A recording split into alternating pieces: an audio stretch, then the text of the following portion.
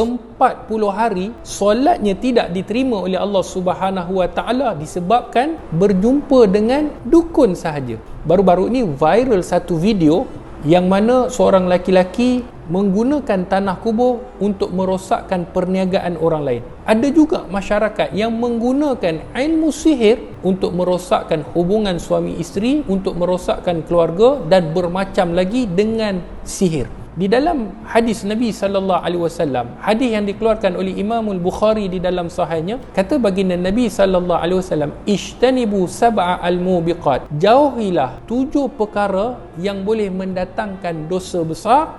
Antara yang disebut oleh Nabi sallallahu alaihi wasallam ketika mana ditanya oleh sahabat, yang pertama asyirku billah, syirik kepada Allah. Yang kedua adalah as-sihr, iaitu melakukan sihir. Kita kena faham seperti mana dalam hadis tadi, 40 hari solatnya tidak diterima oleh Allah Subhanahu Wa Taala. Mereka yang hanya bertanya kepada tukang tilik, kepada dukun, hanya pertanyaan 40 hari amalan solatnya tidak diterima oleh Allah Subhanahu Wa Taala. Apatah lagi mereka yang menggunakan ilmu sihir untuk merosakkan orang lain, untuk merosakkan perniagaan orang lain, maka dosanya bukan sahaja di dunia, bahkan akan dituntut sehingga akhirat. Mereka yang menggunakan sihir ini perlu ingat bahawa di dalam sebuah hadis Nabi sallallahu alaihi wasallam, hadis yang dikeluarkan oleh Imam At-Tirmizi di dalam sunannya, esok pada hari kiamat, kata Nabi sallallahu alaihi wasallam, mereka akan menjadi muflis. Yang mana Nabi sebut, manil muflis, siapa dia orang yang muflis? Maka sahabat kata, man la dirham wala dinar, mereka yang tidak ada dirham ataupun dinar,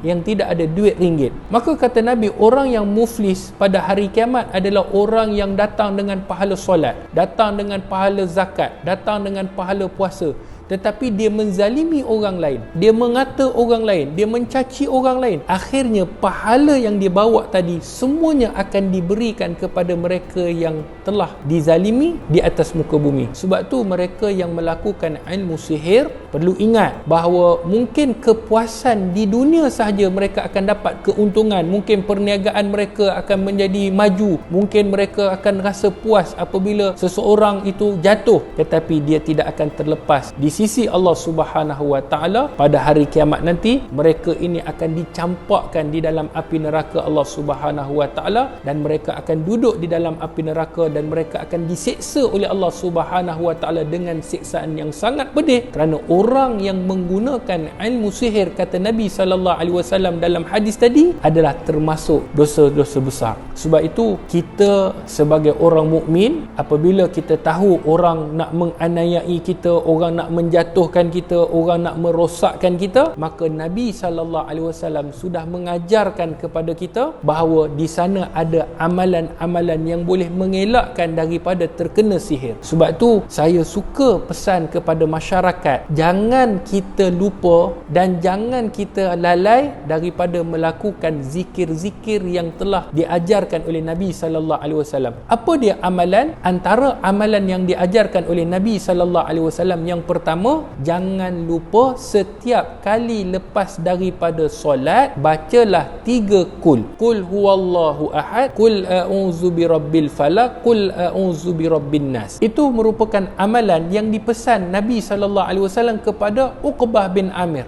Jadi kita kena amalkan. Yang kedua, kita berdoa dan kita membaca bismillahillazi la yadurru ma'asmihi syai'un fil ardi wala fis sama'i wa huwas sami'un alim, iaitu dengan nama Allah yang mana tidak akan dimudaratkan, kita ini tidak akan dapat kemudaratan, yang mana Allah Subhanahu Wa Taala akan menjaga kita di dunia dan juga akhirat, kerana dia maha mendengar dan dia lagi maha mengetahui. Sebab tu mereka yang mengamalkan sihir, mereka akan dicampakkan dalam api neraka, dan kita ini mestilah meminta perlindungan Allah Subhanahu Wa Taala. Moga-moga kita terpelihara daripada khianat manusia, perbuatan-perbuatan manusia yang ingin menjahanam dan menjatuhkan kita. Moga-moga Allah memelihara kita bersama dengan Dr. HD dalam Kalam M-Star. Biar perlahan, asal berjalan. Assalamualaikum warahmatullahi wabarakatuh.